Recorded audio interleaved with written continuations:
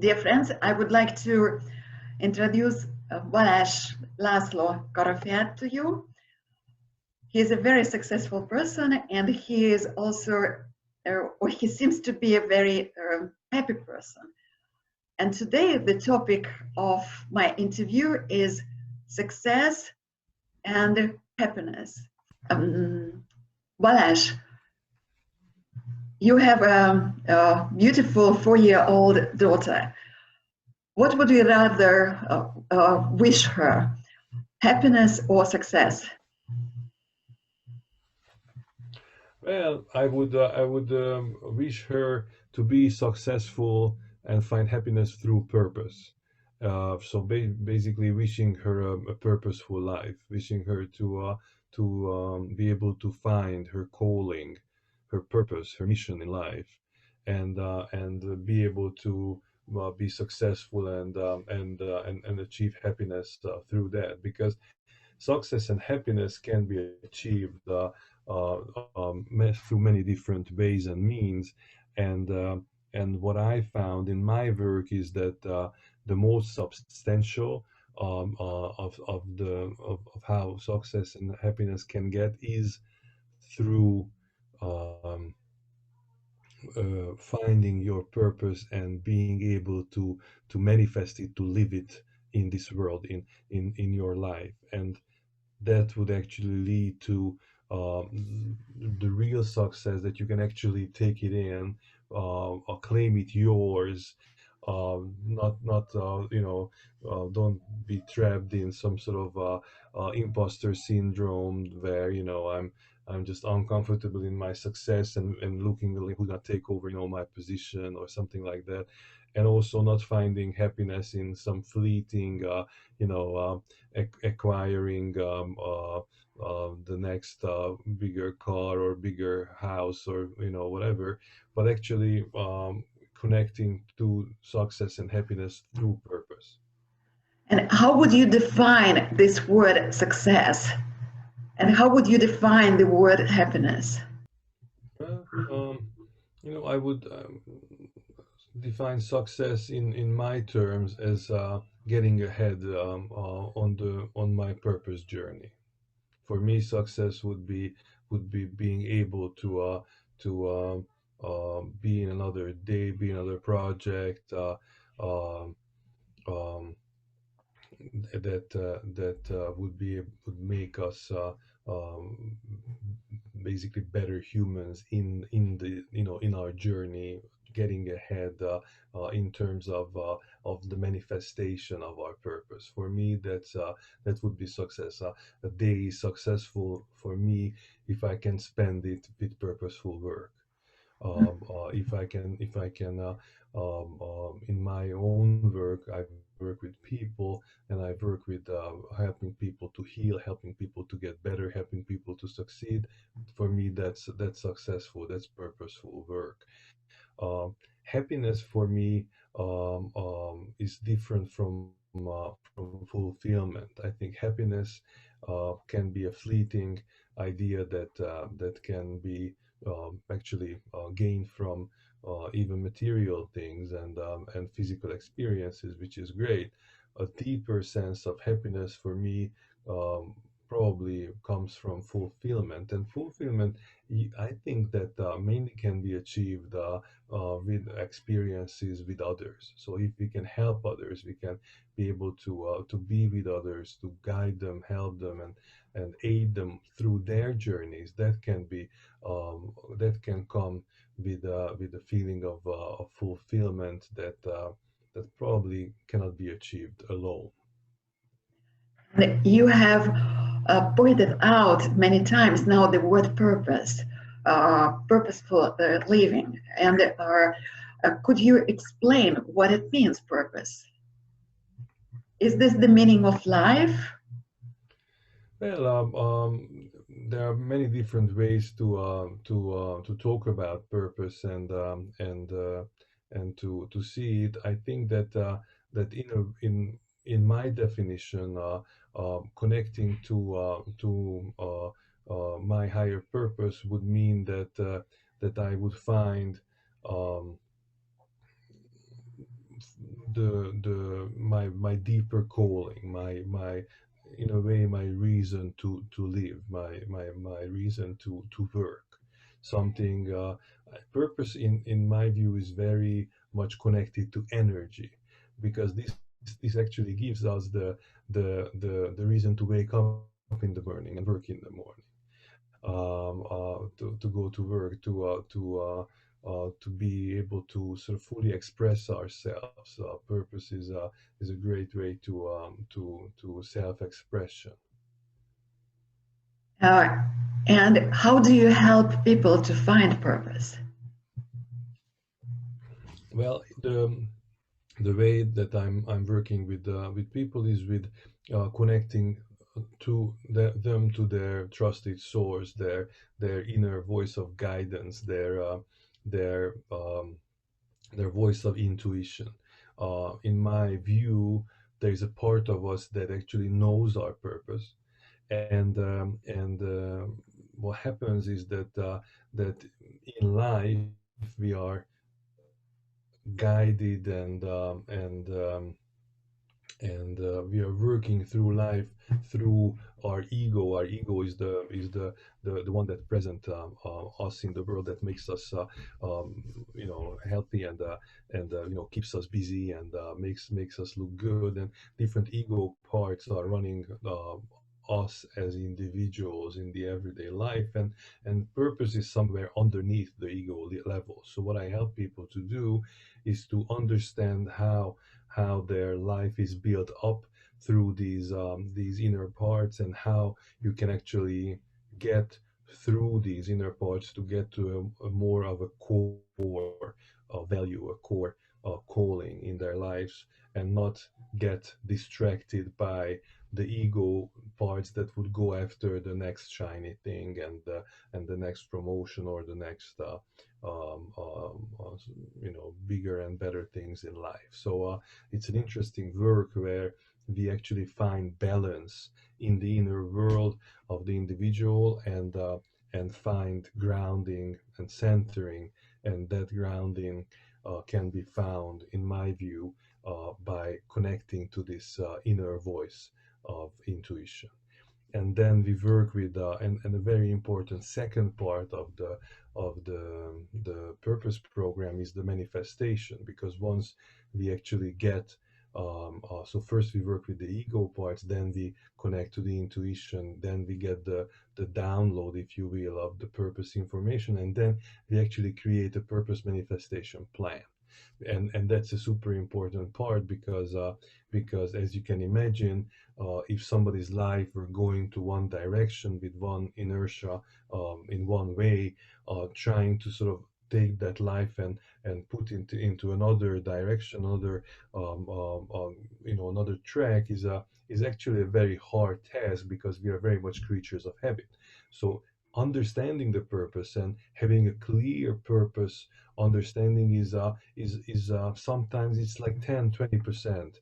People would think it's 80% of the picture. It's the other way around. That would be the 20%, as if you think about the sort of the effort, the energy that needs to be put in, and the other 80% has to be put in from the manifestation. Is like, how do I step by step, big steps or small steps, change my life in order to be sort of guiding myself to be more purposeful, because I have to change so many habits, of so many incumbent ways of doing things. So these would be the steps, and how I would go about it within the individual program. You have mentioned now the word habit. Could you tell us about your own habits? So, which of your habits have helped you to become, for example, happy or successful, or both happy and successful? I think that I got an interesting education in early childhood, because my father was part of the democratic opposition in Hungary, so we had a sort of like a double culture education where the culture at home was very different than the culture in the school, and the memes, the thoughts, the doctrines at home were very different than what we were taught in school, and growing up in communist or socialist Hungary.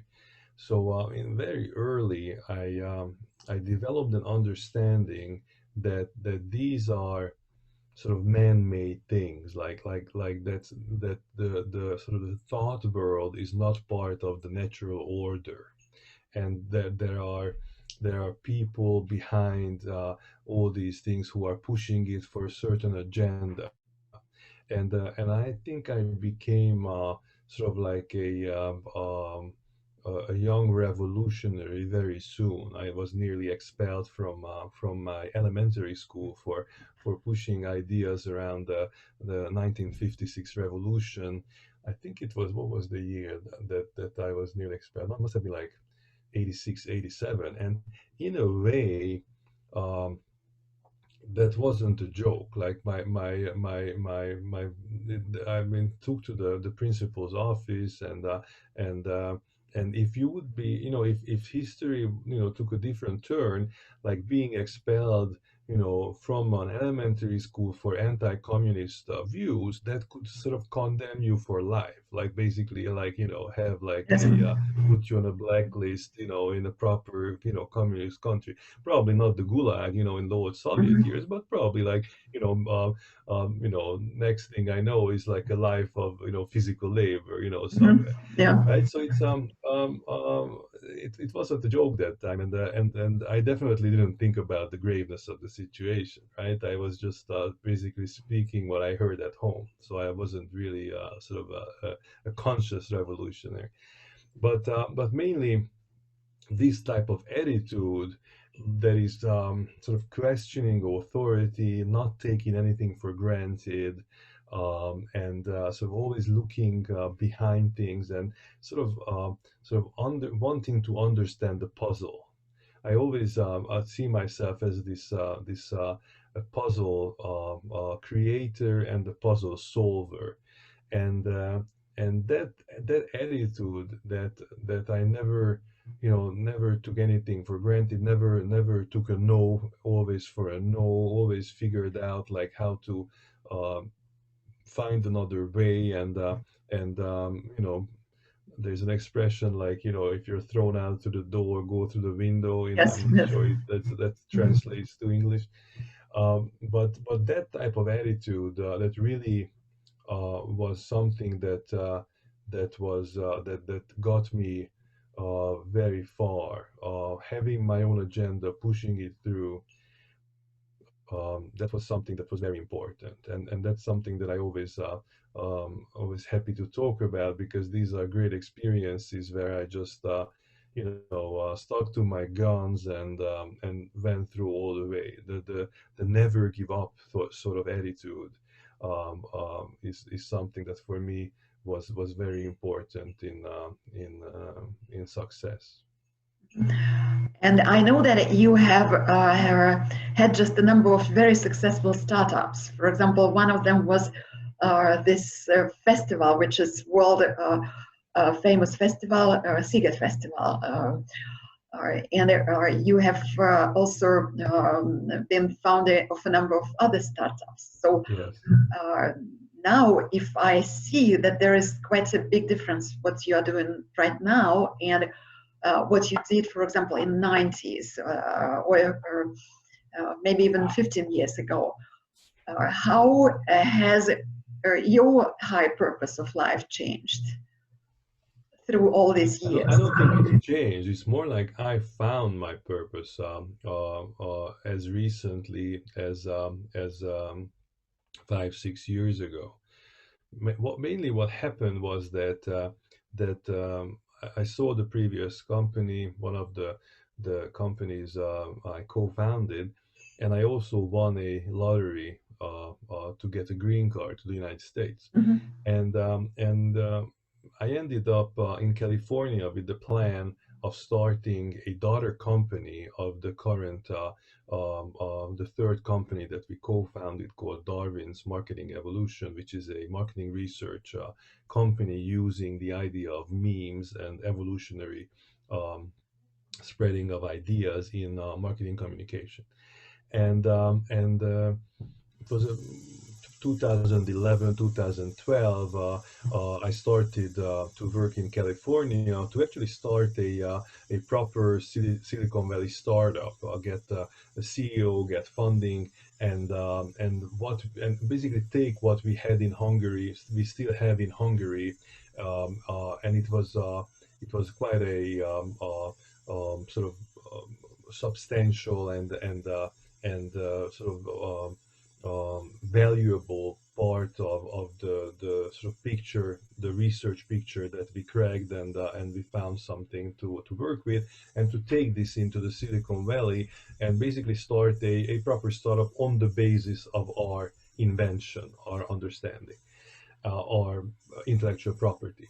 And the good thing that happened is that I got great feedback on that. What we found is, and how we work is something very valuable that can get traction there. I got a CEO on board who said, let's do this 50-50. I bring my network and my experiences, and you bring your technology. And what I also found is that, and I had to realize from an experience that I had there, is that I don't want to work in the matrix anymore. I don't want to help Coke to sell more Coke. And I realized that working in the communications industry, I wouldn't be able to choose my own clients, especially with investors and different people on board. I wouldn't be able to tell, to say, who I want to work with and not. And if we are successful, that would mean that we are working for the Coca-Colas and the buyers and the I don't know, U.S. government in the long run. And instead of feeling great about this and realizing like this is a dream come true, I have the CEO, I have promises from investors, etc. I felt bad. I really didn't feel that now I'm on my path and I'm rocking it, and let's go forward. And I did a good 4 weeks of 5 weeks of soul searching, um, to realize that this is really not my path. This is really not my purpose. I just don't want to help big companies to be able to better persuaders of people to buy things that they don't need from the money that they don't have. And I just I moved on. I didn't pursue that anymore. Um, and Very interestingly, the CEO, I just saw the CEO. I'm following the would-be CEO. I'm following his life from a distance, or just connected to his Facebook page again in a few years, and I saw that he's now married to the woman he met when he started his company instead of starting my company. So his life changed around quite a bit because of not, this thing not working out with me, and so he went on to found another company, and now he's married to his co-founder, and she's pregnant, or actually they have a child now. So super interesting. So that's what happened in California 2012, and then I went into a longer soul searching of a year or a year and a half of, okay, so what I'm up to now, what's next in my life. And uh, and that's how I found hypnotherapy and something that I was fascinated with. I was very afraid of, very interested, and I started to work with the teacher in Northern California, in Santa Rosa, a little bit north, like an hour north from San Francisco. And I just found my purpose in helping people to do conscious, unconscious integration, and helping to find their purpose and helping to find a happy and balanced life through being able to get rid of the voices the let's say the voices that are not helping them, the voices that would tell them that they are wrong or they are bad or they are ugly, and basically finding them, helping them to find peace in the inner world and find purpose through this peace. And from that, I moved on to a broader approach of coaching. I help leaders to be better leaders, to be able to understand how they can grow in their own leadership. And I started to do meditations, more general mindfulness meditations. So now, starting from the sort of like a hardcore hypnotherapy approach, I'm more sort of versatile into much lighter, much more connectable ways of self improvement, and this is really my purpose. I just love it, and I'm super happy that I can wake up every day with the energy of okay, how can I help more people. And thank you very much. I took part in your meditation online last week and this week, and I'm also planning to take part in your meditation today. I think it's a fantastic idea to offer it to people who would like to meditate together. If I ask you the following question, on the scale of 10, when 0 is the lowest point and 10 is the highest, how happy are you today? Today? Yes. I mean, these days.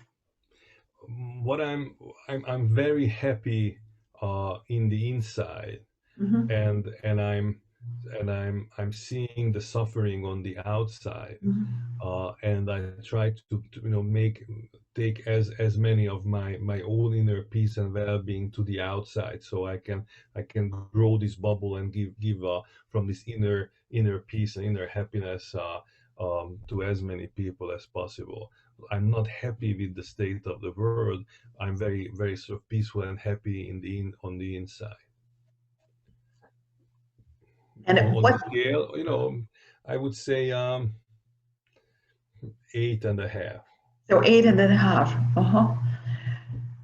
And what should happen that you feel 10? Well, in my inner world is just I guess to be able to be even more open-hearted and honest and connecting to my family. That my lifelong journey is to open my heart, and that's something that was a sort of a less fortunate parental package that I got from two very closed-hearted people that I lived my childhood with. So this is my lifelong journey and my happiness, I guess. Um, um, if you go back to the beginning of the conversation, actually, I know and I realize it depends on how much open-hearted I can be, how much connection I can feel, how much close I can get to the people with the people I love, and I guess the only way to get to 10 would be to be even more open-hearted, to feel even more connection, and that's what I'm working. The quarantine is good because now we are doing yoga every day and not just once or twice a week, which I love, and this was something I always told our yoga teacher that I wish we can do this every day, and now we are doing it every day, and it's amazing. And I think people probably not really appreciate how yoga is a huge part of how to be present and how to be open-hearted. For me, it's a huge practice.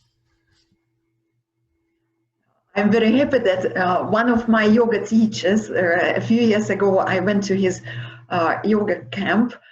A few days ago, he sent us an email that he's going to have yoga online 3 times a week. So Monday, Wednesday, and Friday, and it's also for free. And a few days ago, one of my students, she's from South America, she told me that now she has Zumba classes online. So she has invited me to the classes, and I'm going to attend them. Balázs, before we finish this interview, what would you like to wish the people who would like to feel happier, who would like to feel more peace in their soul these difficult days? I think that these challenges that we are facing right now is they are a way for us to be more appreciative for certain things, for family, for connection, for love, for open-heartedness. So what I see is that we have a chance to actually slow down a bit, to get closer to our families and to find solace and peace there. And the way to enjoy this, I think, in my perspective, is through an inner peace and inner happiness. That's how we can actually make this connection. That's the only way this worked for me, through a very rigorous daily meditation and yoga practice, that I'm centered and grounded and balanced, so I can also hold space for my loved ones to be also centered and grounded, and if conflicts arise, we can take it to a safe place to talk about it.